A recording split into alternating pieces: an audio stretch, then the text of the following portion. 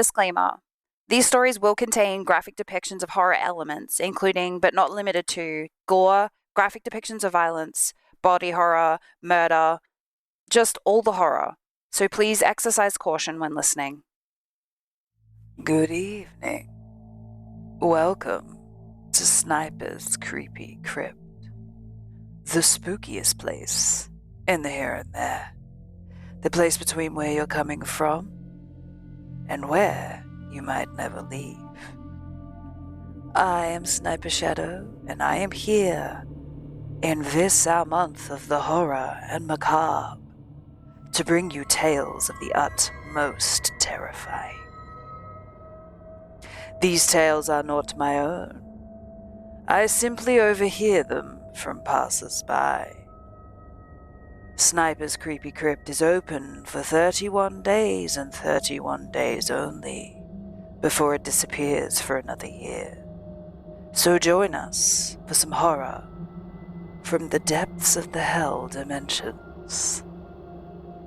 Peter Taylor stared at the scrap of paper on his coffee-stained desk as he attempted to keep his shaking hand, which equipped a nearly depleted pen, steady.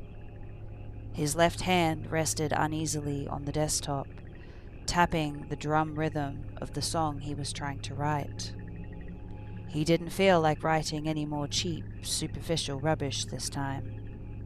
Instead, he tried coming up with deep, subtle, and metaphorical lyrics. So far, he had come up with one verse, in which he introduces the protagonist of the story depicted in the song. The protagonist was a down-on-his-luck musician who was neither extraordinarily good with an instrument, nor was his voice of notable range. Wanting nothing more than to become a famous artist, the protagonist summoned the devil and closed a deal with him. He would indeed become a great musician, but at a great price. Peter sighed as his inspiration had completely dried out, and promptly stood up, shoving his chair backwards to the wall of the small cabin he had retired himself to. He had wanted to be alone for a while. It was then that he was at his most creative. There was no one to judge him when he wrote a terrible song or sang a false note, even though he rarely did, or when he succumbed to what must have been his greatest flaw. Peter swept the sweat off his brow as he grabbed a blotter, dipped it into a glass filled with some sort of liquid solution, and put the blotter on his tongue and closed his eyes. As he walked to the living room and plumped down into a dark blue cushioned sofa and lowered the needle of his gramophone to the LP where he had left off, Peter rocked out to the doors the end, singing along and jumping around the room for the full 9 minutes until the song's climax, upon which he sat himself back down into the sofa and felt himself sink away into it. Peter saw flashes of a childhood trip to the beach, and himself as a child diving into the sea, as he felt like he was sinking further and further into the couch. He felt his consciousness be reduced to his flashbacks, while the real world faded away into the fabric of the sofa. As Peter listened to Jim Morrison repeat the word fuck countless times, a sudden urge of inspiration overcame him, and he pushed himself upright from the chair and ran towards his desk again, awkwardly stumbling along the way. The lyrics flew from his mind to his pen and then to his paper, and before he knew it, Peter had finished his last song. He threw the pen across the room and allowed himself to slip from the chair and fall to the ground. He watched the roof change into a starry sky, and before he knew it, his field of vision had transcended the universe, and he witnessed something truly divine and indescribable. Tears rolled down his face onto the carpeted floor, and he was overcome with a sudden fit of incessant laughter. The song had meanwhile come to an end, as did the LP, but Peter was too comfortable where he was to notice. What he did notice, however, was that another song suddenly started playing. It was the first track from a fairly new album he had brought along with him to the cabin. Sympathy for the Devil by the Rolling Stones. He loved the song, and it had partly inspired him to write the song he'd just finished. But the issue was simply that he hadn't put the track on himself.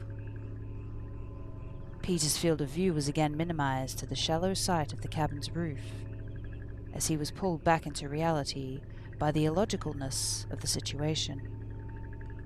He had not invited or allowed anyone into the cabin, and no one knew that he owned the cabin, which was in the middle of the woods as well. Peter rolled himself over and pushed himself upright, and saw a handsome, suited man standing next to the gramophone looking at him. A smile appeared on the suited man's face, while panic overtook Peter's. "I hope you don't mind me putting this one on. I've always liked it. Makes me feel, proud." The suited man started walking around the couch slowly, making his way to where Peter was standing. "Why are you here?" he asked, trying to sound tough but failing miserably at covering up his immense fear. "Did you forget, Peter? You've published 9 albums so far. Please do tell me why you just wrote another song, regardless of our deal."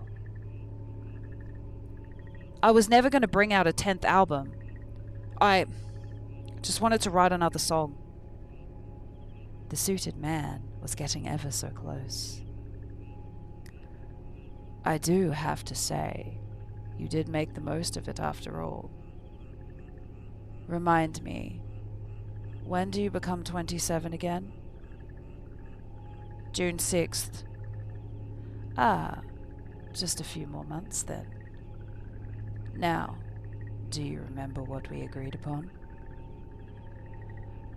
"It ends at 27, and I can only publish 9 albums.